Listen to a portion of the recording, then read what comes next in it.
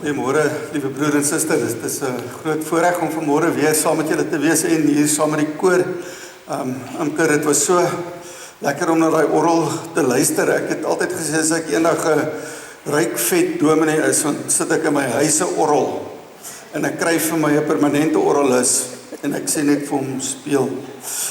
So vanmôre was wonderlik geweest. Baie dankie. Dit was baie goed om saam met julle te wees.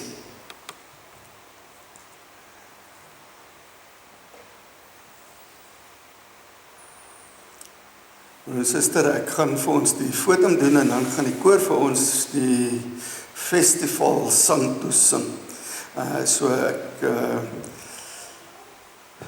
Kom ons word 'n oomblik stil voor die Here.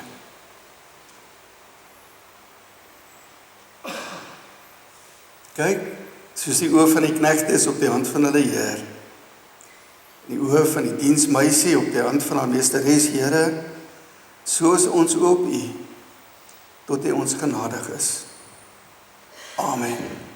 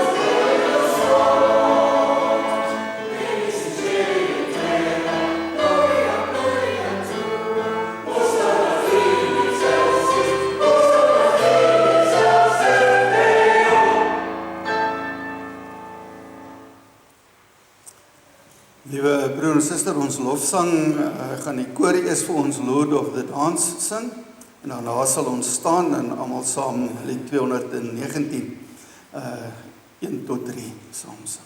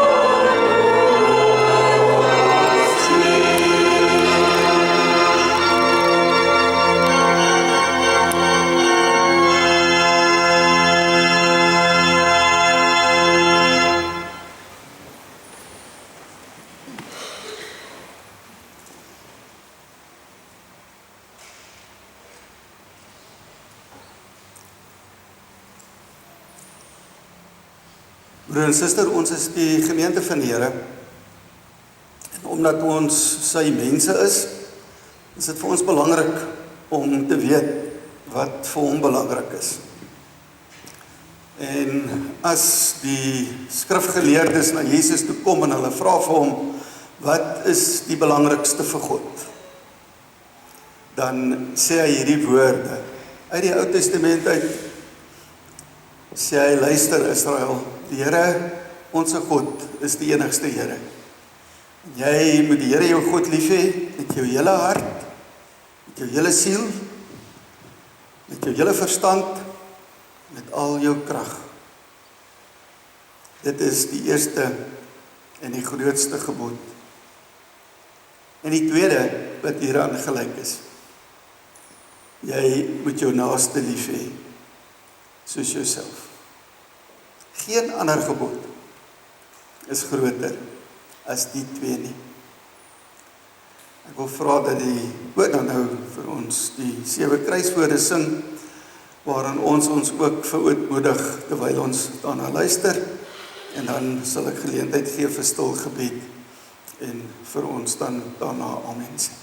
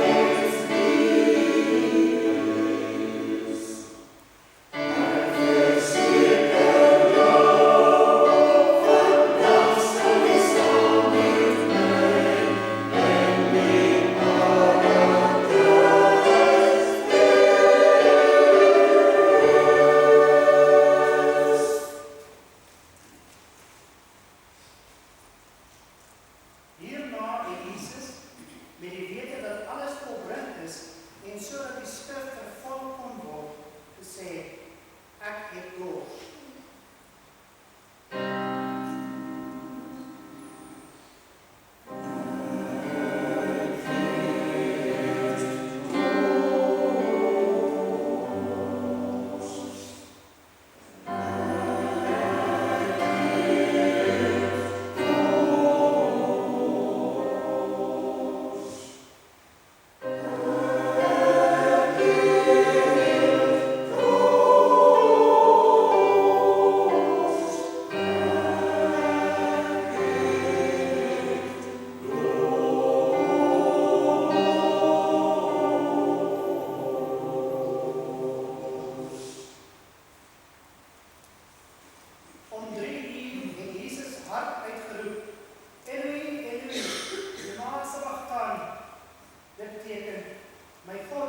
My God, waarom het U my verlaat?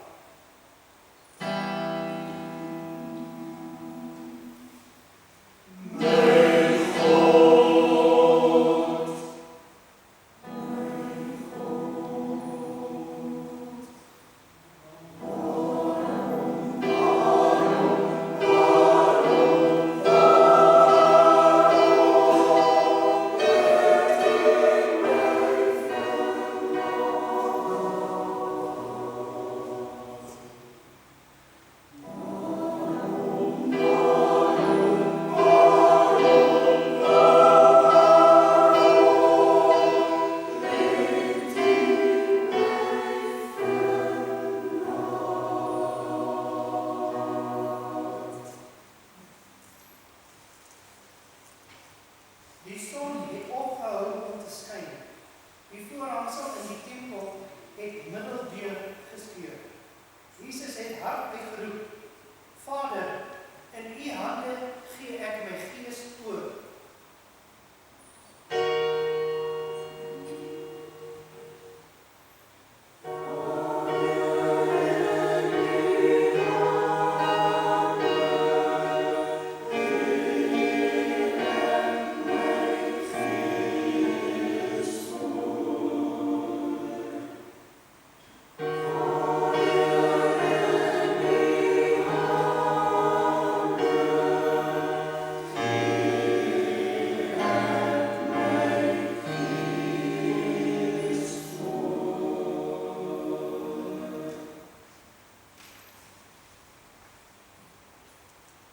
Nadat Jesus die suurwyn gekry het hy gesê, dit is volbring.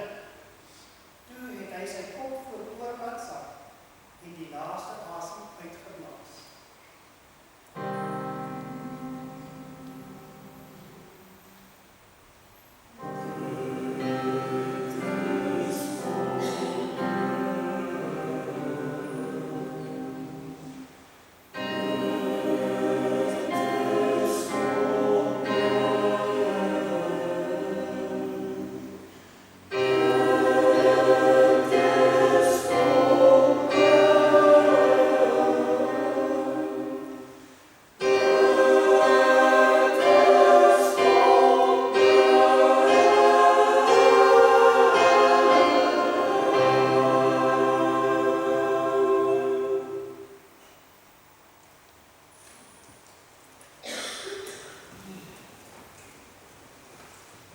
Broers en susters, kom ons word 'n oomblik in stil gebed, stil vir die Here.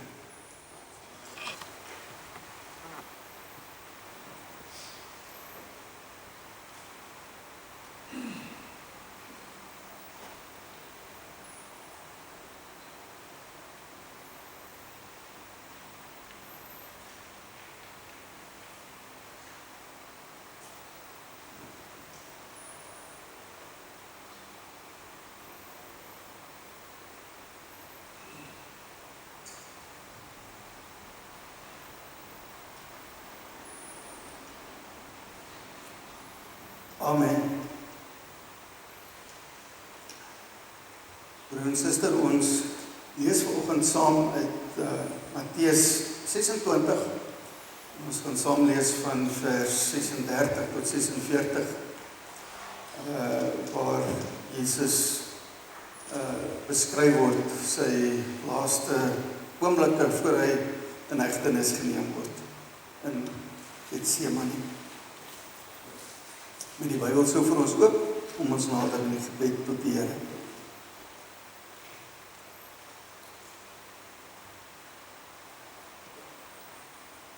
Here, baie dankie vir dit wat ons op hierdie oggend in hierdie erediens kan beleef. Baie dankie dat ons kan sing. Baie dankie dat ons kan dink.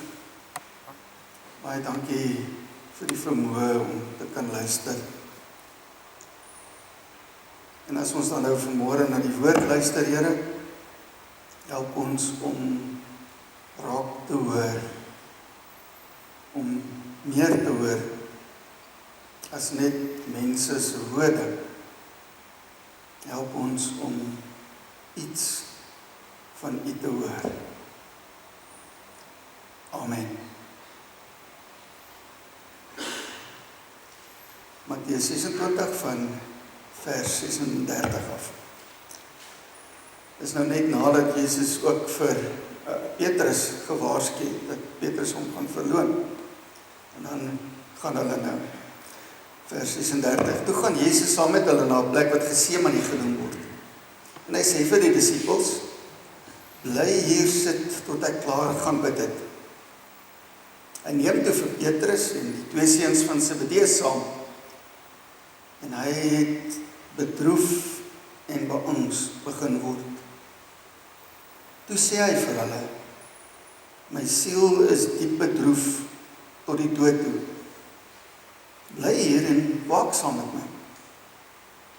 Hy het toe eentjie verder gegaan, met sy gesig teen die grond neergeval en gebid: "My Vader, as dit moontlik is, laat hierdie beker by my verbygaan.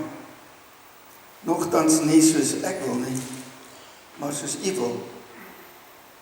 Hy kom toe by die disippels en vind hulle aan die slaap. En hy sê vir Petrus: "Was julle dan nie in staat om 1 uur lank saam met my te waak nie? Waak en bid, sodat julle nie in versoeking kom nie. Die gees is wel gewillig, maar die vlees is swak."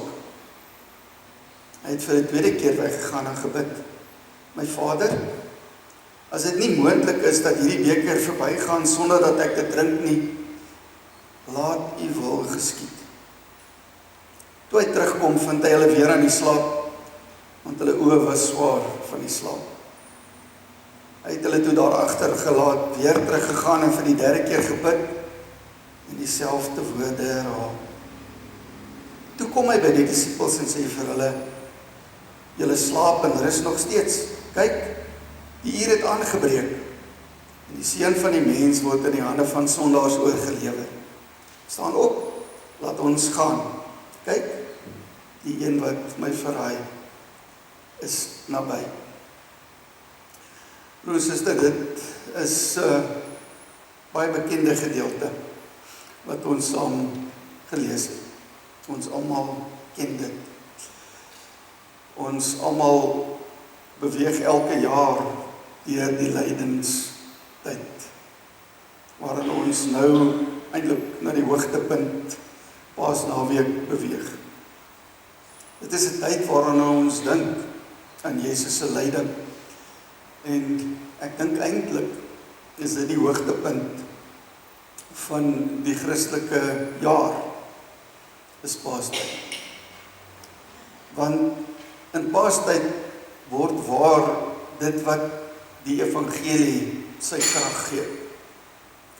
In Paastyd word dit waar dat Jesus gekruisig is en dat Jesus opgewek is uit die dood.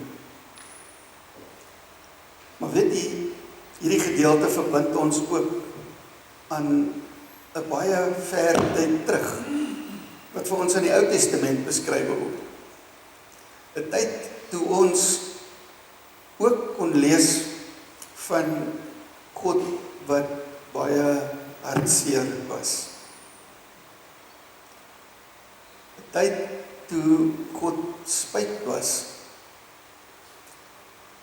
As 'n mens Genesis 6 lees, dan lees 'n mens daar dat God na die mensdom kyk en dat hy spyt is dat hy ooit mense gemaak het. Dat hy hartseer is oor die skepping wat hy gemaak het. En dan daarna volg die vloedverhaal. Vloedverhaal met 'n groot ding as God hartseer is en God spyt is. En hy sê eintlik wil ek 'n einde aan alles maak. Dan is daar hierdie woordjie maar. Maar God was Noag genadig. Maar ek het nou nogal 'n ding met maar, want maar verander alles. Maar maak alles anders. Onthou, toe my kinders klein was en ek hulle nog moes leer, as hulle dan nou sê, ja pa, dit is my skuld, maar, dan sê ek vir hulle, ja, dit is jou skuld, maar jy sê eintlik dis nie jou skuld nie, dis wat maar beteken, nie waar nie. Hierdie maar van God. God wat sê, ek is Noag genadig. Sit eintlik Getsemane al klaar in die prentjie. Want die maar wat God daar sê, veronderstel dat hy een of ander tyd in Getsemane